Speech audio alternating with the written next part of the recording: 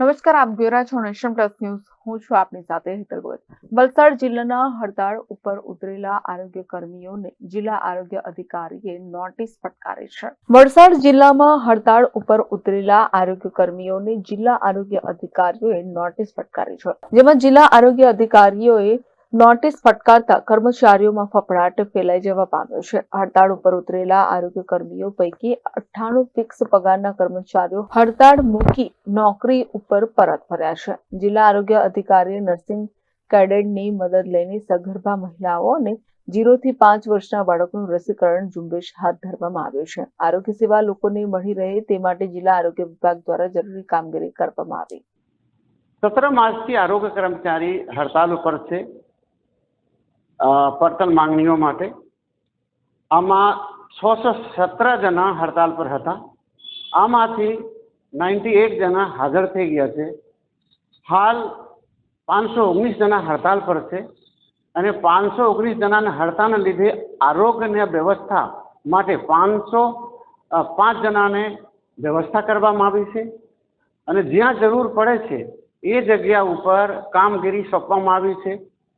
હાલ વલસાડમાં આરોગ્યના કોઈ પણ કામ માટે જરૂર પડે એટલા કર્મચારી મારા પાસે છે અને મેડિકલ સર્વિસીસમાં તમને ખબર હશે કે જ્યારે પેટમાં દુખાવા થાય કે જ્યારે રસીકરણ કરવાના નિયમ હોય, ટાઈમ હોય ત્યારે જ વ્યવસ્થા કરવું પડે. આરોગ્ય કર્મચારી હડતાલ પર ગયા પછી વ્યવસ્થા કરવામાં આવી છે. કોઈ પણ તકલીફ આપણે વલસાડમાં બસતા જનતાને કોઈ તકલીફ ન પડે એ માટે 100% ધ્યાન રાખવામાં આવે છે. જે લોકોને રસીકરણ ડ્યુ ડેટ છે એ ડ્યુ ડેટ પર રસીકરણ મળશે અને ફિલ્ડમાં કોઈ પણ ઇમરજન્સી ઊભી થશે એટલે ઇમરજન્સી વ્યવસ્થા કરવામાં આવી છે. જે કર્મચારી હડતાલ પર હતા એ બધાય કર્મચારીને નોટિસ આપવામાં આવી છે. કારણ એ છે કે એનું એક ઇમરજન્સી સર્વિસ છે. મેડિકલ સર્વિસ એક ઇમરજન્સી સર્વિસ છે અને વલસાડનો જનતાનો હક છે કે એને જ્યારે ઇમરજન્સી થાય ત્યારે પ્રિવેન્ટિવ વર્કના એનું કામગીરીના સગવડ જોઈએ ત્યારે મળવા જોઈએ. Bureau report, Nation Plus News, Valsad.